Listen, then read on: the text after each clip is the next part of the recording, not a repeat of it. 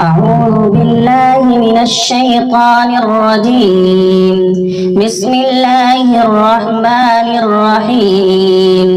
وإذ أخذنا ميثاق بني إسرائيل لا تعبدون إلا الله وبالوالدين إحسانا وذي القربى واليتامى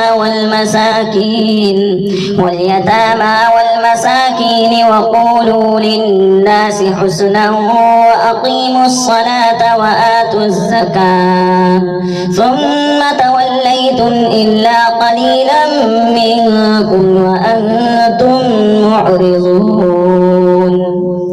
وإذ أخذنا ميثاقكم لا تسفكون دماءكم ولا تخرجون أنفسكم من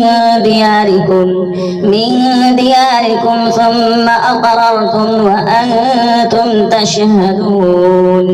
ثم أنتم هؤلاء تقتلون أنفسكم وتخرجون فريقا منكم من ديارهم تظاهرون عليهم بالإثم والعدوان وإن يأتوكم أسارى تفادوهم وهو محرم عليكم إخراجهم أفتؤمنون ببعض الكتاب وتكفرون ببعض فما جزاء من يفعل ذلك منكم إلا خزي في الحياة الدنيا ويوم القيامة يردون إلى أشد العذاب وما الله بغافل عما تعملون.